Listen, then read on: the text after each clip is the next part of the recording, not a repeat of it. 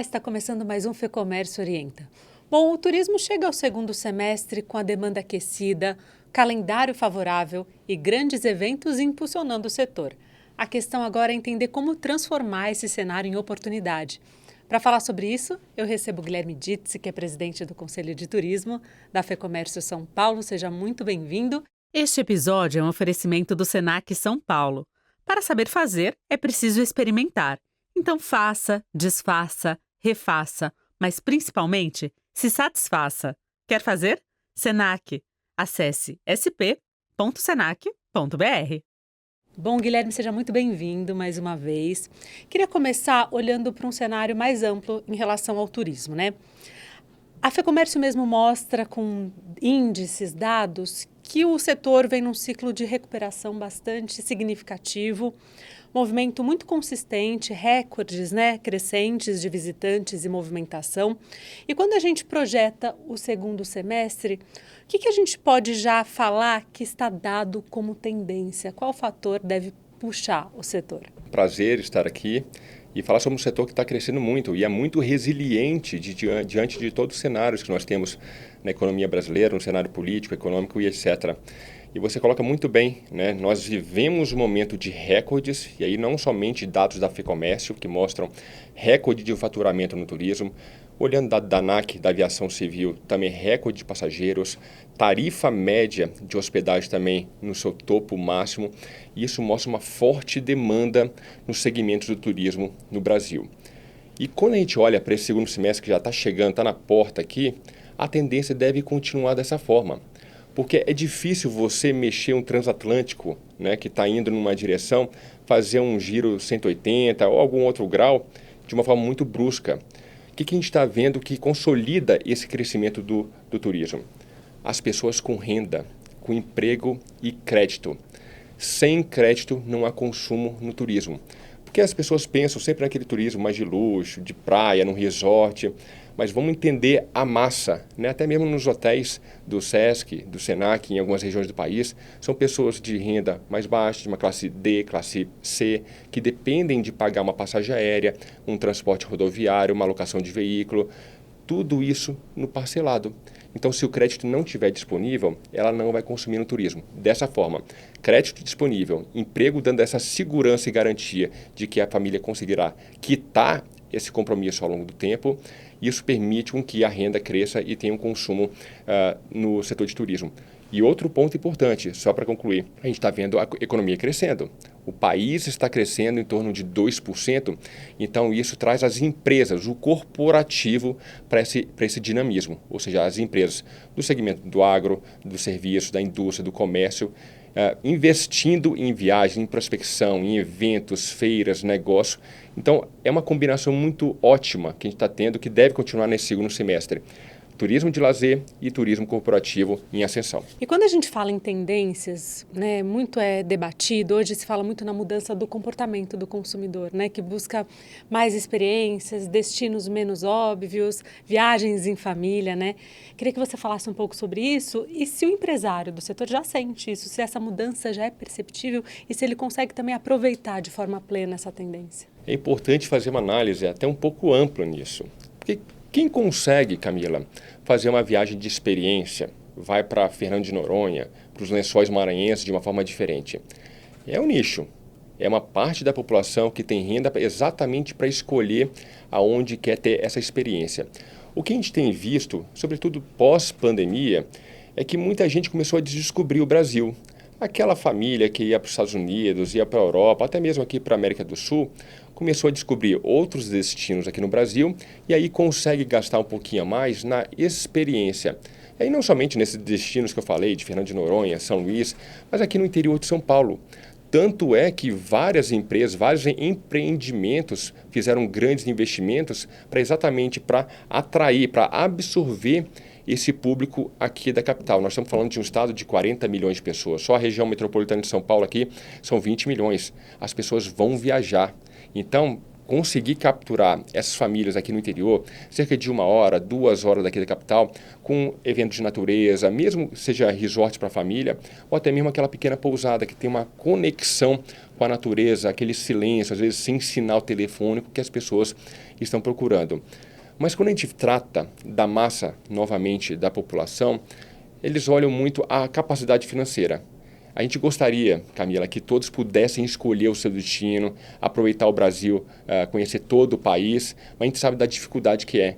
O turismo ele é caro, uma passagem aérea é cara, o transporte rodoviário hoje está caro, então você fazer todo o pacote, ele fica muito custoso. A gente gostaria que fosse menor para ele poder viajar mais vezes ao ano, mas ele tende ali a fazer aquela sua viagem grande, pelo menos uma vez naquele seu período de férias. Nessa massa, eles olham muito o bolso. Então, eles determinam o seu destino de acordo com o que ele consegue pagar. Mesmo um pacote, por exemplo, para Porto Seguro, se a família consegue pagar lá em 6, 7, até mesmo 12 vezes, ela vai fazer se cabe no bolso. Então, vai depender muito do valor do pacote e não da experiência. Isso aí eu acho que ainda é nichado, mas há um mercado cada vez maior em expansão. Quando a gente trata de grandes números, Camila, são 200 milhões de habitantes. Se uma parcela pequena quiser fazer essa experiência e o luxo está crescendo forte, os empresários estão olhando, estão investindo. Então, tem um mercado para ser absorvido, mas o todo, mais importante, todo o turismo tem crescido em todas as faixas de renda. Entendi. E há esse potencial que pode ser explorado, né? Mas depende também de outros fatores econômicos, certo? E aí, não somente, bem rapidamente, não somente o público doméstico. Nós falamos no início, você abordou muito bem. Nós estamos batendo recorde de turistas internacionais aqui no Brasil.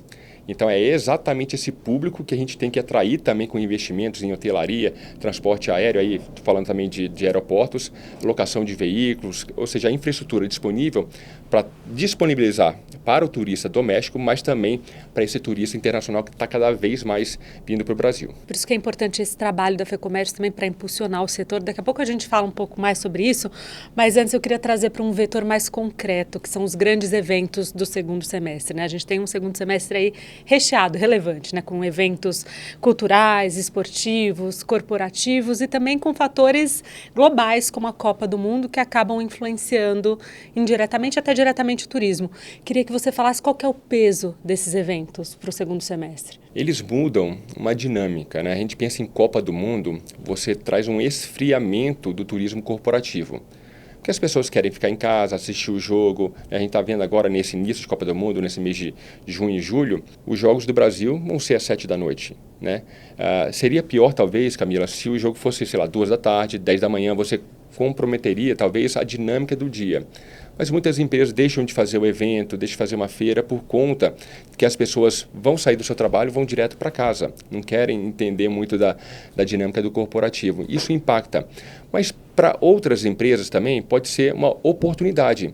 Isso que eu venho falando ao longo do primeiro semestre que nós tivemos, de que as empresas têm que olhar esse público, de que forma eles vão gastar seu dinheiro durante a Copa do Mundo, nos mercados, para comprar bebida, alimento, para fazer esse encontro em turma. Por que eu não faço um espaço específico, corporativo, ou mesmo de lazer para as famílias, para amigos, que possa ter um telão, que possa oferecer bebidas, alimentos, um buffet e tal, para unir as pessoas. Então, muita gente fala que pode ser um momento ruim para a economia, de Copa do Mundo, eleição, outros eventos, mas tem muita gente que olha isso como uma oportunidade. A Copa do Mundo é isso, os eventos que acontecem aqui na cidade de São Paulo, cada vez mais o The Town já se consolidou, os jogos de futebol americano, entre outros eventos que já são consolidados, como o Grande Prêmio São Paulo, as empresas estão olhando como oportunidade. Muita gente reclama, mas muita gente ganha dinheiro. Então, eu acho que é o espaço para as empresas poderem olhar como forma de oportunidade e aumentar o seu retorno, a sua rentabilidade. E pegando esse gancho, eu queria que você falasse também sobre a esticada, principalmente em viagens corporativas e até aproveitando esses eventos, né, todos que a gente mencionou. O setor já aproveita, essas esticadas já são perceptíveis, já são vistas e valorizadas pelos empresários, elas já têm um impacto na receita, por exemplo? Ainda é um pouco difícil, né? Nós tivemos, na pandemia, as pessoas ficaram em casa. Então, Se falou muito naquele período de que o presencial ia ser uma coisa menor, que as pessoas poderiam viajar, poder fazer o nômade digital, ou seja, trabalhar onde quiser. A gente está vendo hoje, em 2026, que as coisas voltaram, de certa forma, ao que era antes. Ou seja, os eventos presenciais sem aquela questão híbrida de fornecimento da imagem, som, através da internet. Ou seja, a pessoa não consegue ir a um evento se não for presencial hoje. Então, esse dinamismo atrapalha, de certa forma, o que nós chamamos, naquela época, que ficou muito conhecido como leisure, business and leisure, ou seja, negócios e lazer, você juntar as duas coisas. Então, é difícil um empresário, por exemplo, um colaborador, fazer uma viagem e curtir o final de semana, porque às vezes ele precisa estar de volta numa outra semana, o entendimento da equipe, às vezes, olha, a pessoa está relaxando lá em outro lugar. Então, o entendimento que havia há poucos anos atrás já mudou um pouco. Então, esse dinamismo não está tão mais forte quanto era no passado. E mesmo pensando no lazer, essa esticada, algumas pessoas já conseguem. Né? Tem muita gente que tem o esquema híbrido. Aqui em São Paulo, por exemplo, o trânsito é de terça, quer dizer, o fluxo maior que a gente conversa com as pessoas é de terça a quinta-feira, que as pessoas vêm para São Paulo para poder fazer o seu trabalho presencial e utilizam sexta e segunda-feira para trabalhar em casa. Aí tem um certo aproveito, mas mais lazer do que propriamente esse pleasure, ou seja, o pagamento através da empresa como um benefício, como uma oportunidade. E tem muitas políticas de empresas que são mais restritivas em relação a isso.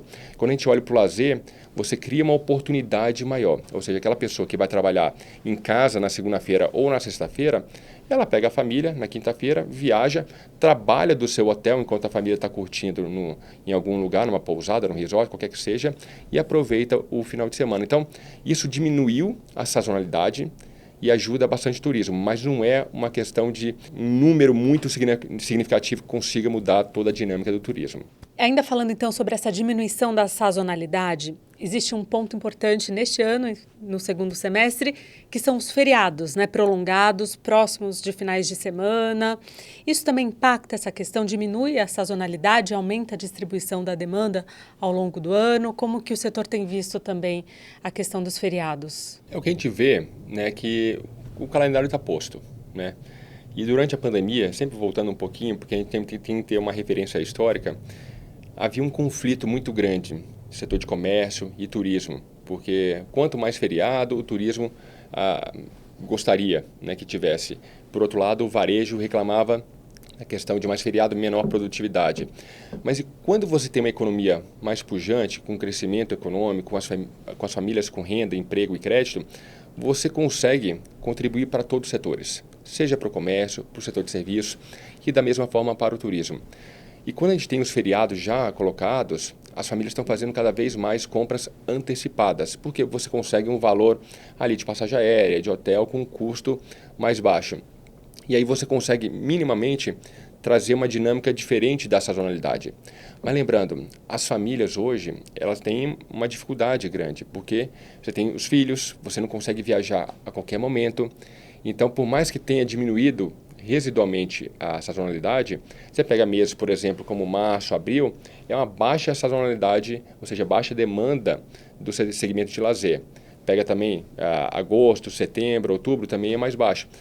Novembro, dezembro, janeiro é a alta temporada do turismo. A gente não consegue transformar essa dinâmica, mas os feriados ajudam a melhorar em alguns aspectos, sobretudo quando a gente teve o ano passado, em 2025, muito poucos feriados durante dias úteis ou com pontes. Então, esse ano, o turismo pode ter um benefício aí de mais feriados que contribui certamente para a dinâmica do turismo e reduzir um pouquinho a sazonalidade. Você produz no Brasil e quer conquistar um mundo pagando menos impostos? O certificado de origem Fecomércio São Paulo é a chave para isso. Com ele, você acessa benefícios fiscais garantidos por acordos internacionais firmados pelo Brasil e pelo Mercosul. Você pode reduzir ou até zerar impostos de exportação. É economia que fortalece a sua competitividade lá fora. A validação é rápida, 100% digital. E a aprovação sai em até 24 horas. Quer exportar com mais vantagem? Acesse o link ou escaneie o código QR. Certificado de origem Fecomércio São Paulo. Menos imposto, mais alcance. Nessa leva das oportunidades, então, quais segmentos aí, né, quais tipos de viagem devem se destacar mais? Corporativas, turismo de lazer, viagens curtas, o que você vislumbra aí? A gente viu alguns meses atrás a questão do preço do petróleo, né, subindo bastante, impactando também o custo das aéreas e o que é repassado para o preço no consumidor das passagens aéreas. Então a gente está vendo, né, que há uma programação de viagens. O aumento do custo e os hotéis estão caros, as passagens estão caras, quem está nos assistindo sabe isso na hora que vai pesquisar, mas o turismo ele não perde de forma geral. As pessoas se adaptam. Então aquela família, vamos supor um casal com 2 filhos, queria viajar para o Nordeste, de avião, alugar um carro, ficar no hotel. Ela vai optar, de repente, para ir no interior aqui de São Paulo, com seu próprio carro, só vai gastar com pousada e hotel. Ela não deixa de viajar. Isso é mais importante, porque muita gente pensa, aumentou o custo de todo o turismo, as pessoas vão deixar de viajar. Não, elas vão se adequar a outros destinos. Mas, de maneira geral, Camila, o turismo no Brasil de lazer tende a ficar bastante aquecido ainda. E o que as famílias procuram mais, não tenha sombra de dúvida, sol e praia. Mesmo que elas não possam ir para o Nordeste, que é o grande, né, sonho de consumo de todo mundo, turismo, porque, imagina, aquela água quentinha, um lugar paradisíaco, você pega Maceió, aquela água transparente, né, cristalina, tudo. A pessoa quer ir para lá, mas se não consegue, vamos aqui para o litoral paulista, vamos para Ubatuba, vamos aqui para o Guarujá, vamos para Ilhabela, destinos maravilhosos. Então, primeiro lugar, sol e praia é sempre um grande destino. E cada vez mais as pessoas buscando se desconectar, né, ir mais com a natureza, mas lembrando, né, quem tem filho, é difícil você desconectar com o filho, então você está sempre buscando alternativas para que todo mundo possa usufruir nesse momento de lazer, seja e aí numa praia, seja no interior do estado, seja uma natureza, no Pantanal, em alguma chapada do país. Enfim, eu acho que há uma adaptação, mas o sol e praia predomina nas escolhas do turista brasileiro. E o Brasil tem muito potencial para isso, né? Essa palavra potencial é incrível, né? Porque a gente está falando de potencial desde que eu me entendo por gente. Com certeza. A gente tem que concretizar isso. Infelizmente, a gente tem muitos problemas no Brasil. A gente tem um paraíso, de fato, que deveria já ter sido consolidado como um grande destino, não somente para turistas brasileiros, mas internacionais. Estaria lotadas as praias. O que a gente está vendo? O crime organizado, por exemplo, tomando conta das praias do Nordeste. Né? Então, toda a economia local tem uma interferência nessa questão. O nosso custo Brasil, né, de transporte aéreo, de passagens, às vezes você pega uma ponte aérea aqui em São Paulo, Rio, é mais caro do que você pegar um voo daqui e ir para Nova York, por exemplo, passar um final de semana. Então, o custo do Brasil, ele limita muito com que esse potencial se torne realidade. E aí estamos falando de carga tributária elevada, de juros elevados, estamos falando de segurança pública, entre outros tantos problemas.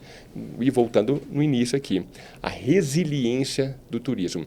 Nós temos inúmeros problemas, Camila, mas mesmo assim o turismo consegue aproveitar e tirar ganhos dessa situação brasileira, porque o Brasil é mágico. Nesse sentido, Guilherme, queria aproveitar para falar sobre outro ponto importante, que também é um gargalo, né, do turismo, que é a questão da mão de obra. E nesse sentido, a FEComércio tem um projeto muito importante, que é o Emprega Turismo. Queria que você contasse um pouco mais sobre ele e como ele se conecta com esse momento atual de crescimento do turismo, se ele responde às demandas que estão postas pelos empresários. Esse é um grande problema, é um entrave não somente para o turismo, mas para todos os segmentos da economia, de norte a sul, de qualquer área que você possa imaginar, está tendo problema da mão de obra.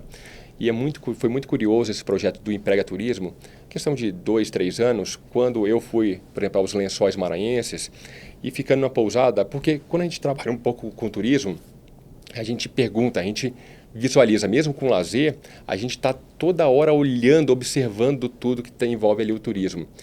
E aí eu fui perguntando para os empresários, né, você não consegue contratar a pessoa, porque é tudo freelancer, né, por diária. Eu não consigo contratar, porque a pessoa está recebendo o benefício do Bolsa Família e se eu contratar formalmente, ela vai perder esse benefício. Então ninguém, não é uma parcela da população, ninguém da região quer ser contratado formalmente. E aí eu fui, né, amadurecendo essa ideia, e uma ida a Brasília, conversando com o deputado Marcos Beltrão, comentei que no estado de Alagoas também, onde já fui também, e tem esse problema também de forma grave. Ele falou, olha, vamos trazer esse projeto para cá, vamos elaborar esse projeto. E aí na união, na construção do nosso Conselho de Turismo aqui da FEComércio, com a assessoria técnica que nós temos aqui, nós construímos uma emenda de um projeto de lei, conversamos com a equipe de deputado, alinhamos tudo, ficou um projeto muito bacana, para que as pessoas que queiram empregar formalmente não percam o benefício do programa.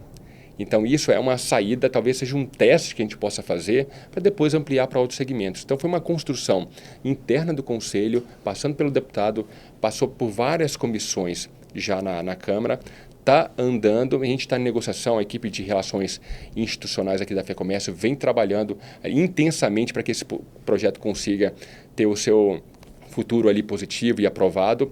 Então, se nós conseguirmos essa grande vitória, o empresário terá uma segurança jurídica maior e até mesmo econômica, no sentido de eu consiga empregar, para que eu consiga empregar essa pessoa e que ela não tenha o prejuízo de perda do benefício e eu tenha a segurança jurídica, porque eu estou ali empregado formalmente, ou seja, eu não estou aquele bico, aquele informal que eu possa ter algum tipo de penalidade na questão trabalhista. Excelente. Isso que eu ia falar tem um impacto econômico, né, significativo também. Para todo mundo, né? A arrecadação da Previdência, do Fundo de Garantia também para o trabalhador. Você traz benefícios para todo mundo. Para o trabalhador que tem mais garantias, mais benefícios e está formalizado, você tem mais acesso ao crédito também. Para o empresário, ele tem mais segurança jurídica. Você teme sempre que você vai contratar por diária, aquele freelancer, que aquela pessoa pode entrar com uma ação na justiça, uma questão trabalhista e etc. E para o governo, que acaba arrecadando mais também. Então, é um ganha-ganha-ganha. Das três pontas que a gente pensou muito nesse projeto, evidentemente, ele, ao longo da tramitação, e como acontece em Brasília sempre, um projeto como começa, ele é diferente como vai seguindo na sua tramitação. É o que a gente gostaria? Não é da forma original, mas o importante é que está sendo encaminhado e a gente vai pelo menos trazer esse benefício para o segmento do turismo e certamente uma conversa em Brasília, na articulação política de RI, para que a gente consiga outras áreas, né, que sejam atendidas, porque a gente conversa com os diretores aqui da FEComércio, não é somente essas áreas turísticas de São Luís, lá de Maragogi, em Alagoas, é aqui no interior do estado, é a farmácia lá de Adamantina que não consegue contratar, é alguém ali de Mirassol que não consegue contratar no supermercado, na padaria. Então, esse está sendo um problema muito real. Eu acho que é um passo importante que a FEComércio tem dado e esse é um papel institucional importante que nós estamos fazendo aqui na FEComércio para tentar ajudar de alguma forma esse gargalo do turismo. Bom, nosso tempo está chegando ao fim, mas antes de finalizar, eu gostaria que você falasse para os empresários e empresárias que estão nos acompanhando, qual seria, olhando então para esse segundo semestre, cheio de oportunidades, demanda aquecida, qual o principal erro? É não se planejar, não olhar para o calendário? E também qual seria a decisão mais estratégica? Camila, acho que você colocou um ponto importante que o empresário tem que ficar atento. Eu não posso olhar para o meu negócio para o segundo semestre. Eu tenho que estruturar meu negócio para o longo prazo. Eu tenho que pensar que meu hotel vai sobreviver durante 10, 20, 30 anos. Vai passar a eleição, outras Copas do Mundo, outros eventos no país, mas meu hotel tem que estar consolidado. Outro ponto importante é ouvir. Muita gente acha, como no varejo, as pessoas sabem que estão em casa assistindo. Eu entendo de moda, então eu sei como vender. Só que entre entender e vender tem uma diferença absurda. Um negócio tem que ser bem estruturado e planejado. A pessoa pode gostar de hotelaria, de serviços, mas às vezes não sabe estruturar uma pousada, por exemplo.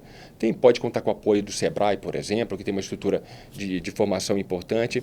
É ouvir as opiniões para exatamente não tirar somente a sua opinião. O que eu acho? Porque o meu público tem a sua opinião. Então, eu tenho que entender qual é a dinâmica do meu público para exatamente para eu tirar proveito disso e fazer o meu negócio de acordo com a demanda, não com o que eu acho. Por isso, eu posso ter algum tipo de problema lá na frente. Então, são vários aspectos. É olhar para o futuro, olhar anos, consolidação do seu negócio, da sua marca e pensar também em escutar várias pessoas que entendem do negócio para tirar o maior proveito. E lembrando, muita gente, eu sempre lembro em hospedagem, porque as pessoas acho que têm uma noção melhor. quando você fala de tarifa, não é brigar por tarifa mais baixa, que eu consiga melhor que a outra. Às vezes você praticar a tarifa que tenha no seu modelo de negócio um sucesso, que possa ter a rentabilidade suficiente para você gerar o seu negócio para frente, mas você tem que ter a experiência, você tem que ter um bom serviço, porque aí você vai consolidar ao longo do tempo, independentemente da tarifa. Você não vou ficar disputando com o meu concorrente, eu vou consolidar o meu negócio. Então, parte dessa escuta que é importante e pensar no longo prazo. Muito obrigada, Guilherme, pela aula que você deu sobre turismo. Muito obrigada, viu, pela participação. Eu que agradeço e viajem sempre. Muito obrigada também a você que nos acompanhou e até o próximo FEComércio Orienta. Tchau!